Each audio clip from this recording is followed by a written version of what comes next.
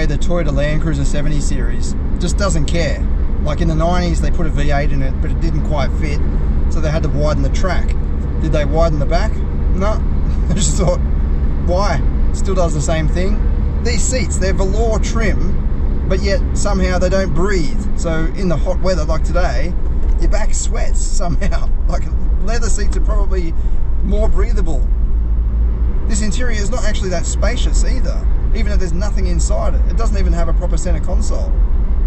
The climate control switchgear is directly from the 80s. The door handles are from the 80s. In fact, they're the same as the door handles on my grandpa's Toyota Corona back when I was a little boy. Legroom in the back is strangely non-existent. Then there's no flip-down armrest with cup holders or climate vents. And of course, no slide adjustment for the seat. But even so, Toyota sells thousands of 70 series Land Cruisers every year. People just keep buying them. And I can see why. I love it. It's just an 80s vehicle that's not trying to be something from 2025. This is born in the 80s and still lives like it's in the 80s.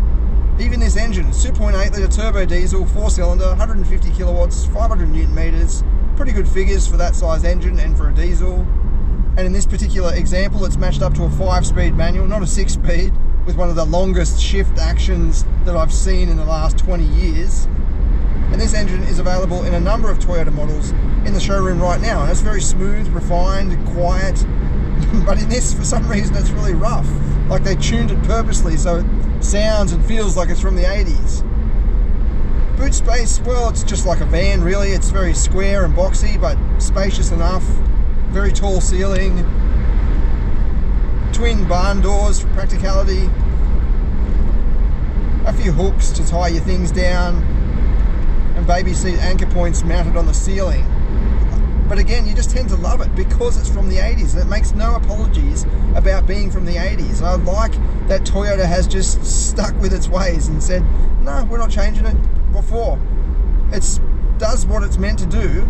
It's a rugged, practical workhorse and it's flawed. It's not perfect, but sometimes that's refreshing, especially in 2025. Where you've got, you know, electrified this and ADAS that. This has got no driver monitoring camera. It does have lane keep assist actually, but you can turn that off just with a button on the steering wheel. The ride comfort makes it look like you're constantly listening to rock music. And the handling is, it's as stiff as a brick, even off-road. There's no flexibility hardly at all, but it does have front and rear diff locks, so you get through anyway. And the price, it's ridiculously high for what it is and what you get. But yet, people keep buying it, so Toyota keeps selling it, I guess. In fact, they have to pause orders every now and again because there's so many orders in the backlog. Yeah, I'm going to miss this thing when production eventually stops sometime. Hopefully not too soon. So what's it like off-road? Well, we'll take on a few of the lines here, but I mainly want to concentrate on the beast on the left-hand side. I've only ever taken that on in the Kia Tasman, the X Pro with the all-terrain tyres, as well as the Lexus LX 500D with the all-terrain tyres and raisable, height adjustable suspension, and they've both got up there. I think this will get up there all right too, but it doesn't have any clever terrain modes or anything like that, and it is a manual, as I said, so it's going to be down to my my left thigh to sort of balance the clutch and keep the momentum going. We'll see how we go. To start with, we'll just put it into high range. There's a little symbol up there on the dashboard. I'll leave the stability control switched on as well, just to see how it reacts. This does have front and rear diff locks, so if it does start to spin the wheel, we can engage those. So I've got the stability light, traction light flashing, but it eventually got up there. Not really that much problem at all. I mean, the wheels spun a little bit, but traction control grabbed the wheels and away we went.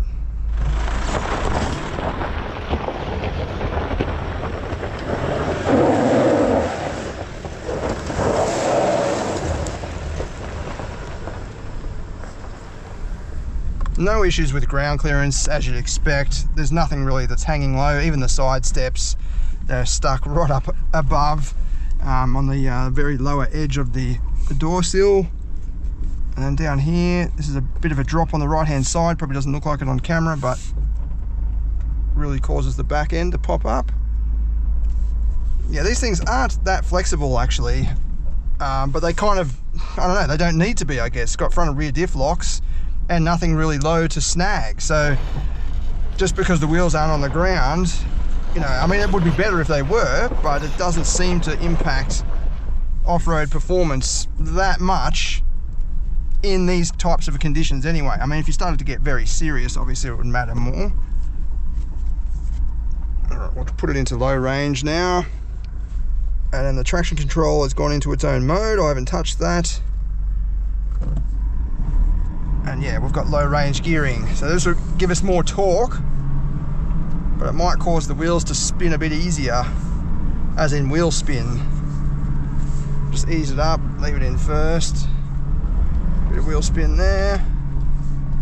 Stability light is flashing, so it's trying. I'm just leaving my foot at the same spot. It's about a quarter of the way down the throttle, and yeah, eventually got up. It was actually a little bit easier in higher range, I think, for that line anyway, for those conditions. Okay, now we'll try this line. So this is more about suspension flexibility. So if the wheels can't drop down, then you don't have traction, and they're kind of placed at the opposite end. So you're going to have two wheels that don't have traction, front and rear, one each front and rear, sorry, which is, yeah, just going to put a lot of pressure on the whole setup. So don't forget, we haven't engaged the diff locks yet. I'm just seeing how it goes just in low range, and to see if it snags as well.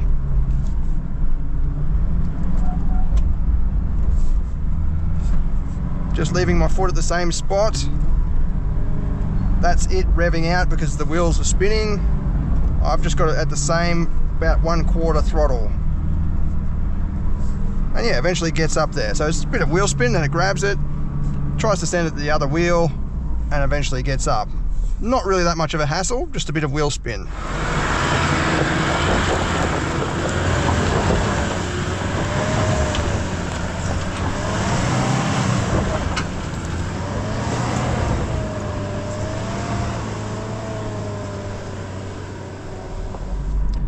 Going back down, I don't think this has got hill descent control. It's always a bit hairy tipping it over the edge, especially a sort of tall and skinny vehicle like this. But I've just got it in first gear to hold the speed. And that's doing quite well, even without my feet on the pedals. The first gear in low range is very, very low. So yeah, look how slow we're going. But I mean, you know, at the end of the day, you'd rather have hill descent control and some terrain modes. Well, maybe not even terrain modes, but hill descent control I find is pretty handy. Like when that's very wet and slippery, I don't feel that comfortable just letting it roll down like that. I'd rather have that extra layer of stability over the top.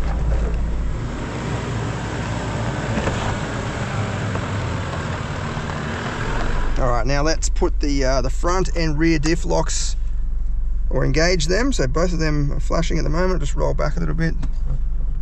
All right, here we go. Both front and rear diffs locked. I'll leave it in first gear. Same throttle up application, and just leave it there. And we should notice a lot less wheel spin. Yeah, look at that. It's just straight up, not even bothered at all. Very easy. It does mean the turning circle is a bit tighter. You can feel it really tensioning up, and that's not even full lock. They just got to be mindful of that, I guess.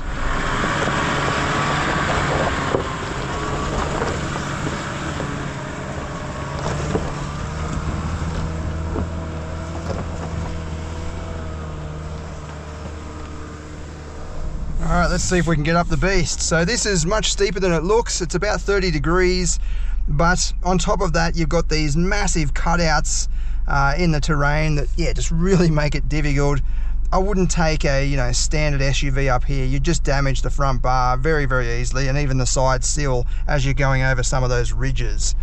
But with this, we should be fine. It's just going to be about, yeah, as I said, balancing that clutch, keeping the momentum going, and hopefully we can make it.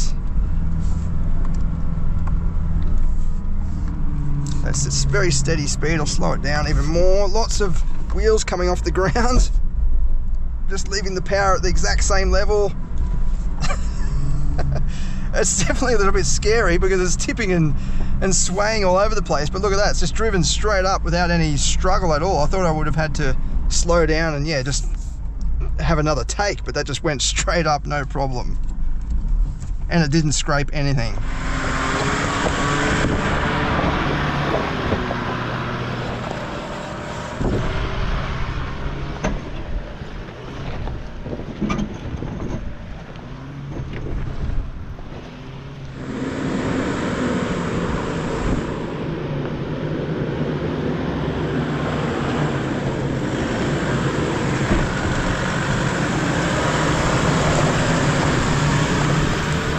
There we go, as expected, it's had no problem getting up either of the lines here. I mean, that's what it's made for. It's a rugged workhorse, doesn't come with many creature comforts, but it can do stuff like that. Now, as I said, that probably doesn't look that serious on camera, but it is very steep and very rugged and chunky.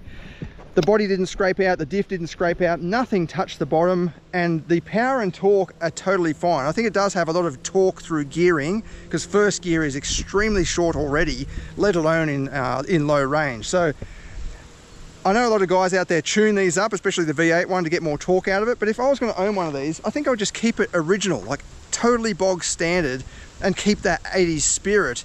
I also think if you make it go any faster, you know, you're going to have to upgrade the handling and the brakes. The brakes aren't very good in this, especially with these all-terrain tires. But yeah, what a machine. It can only do a few things in life, but it does them very, very well. I still want one as bad as I want my left leg.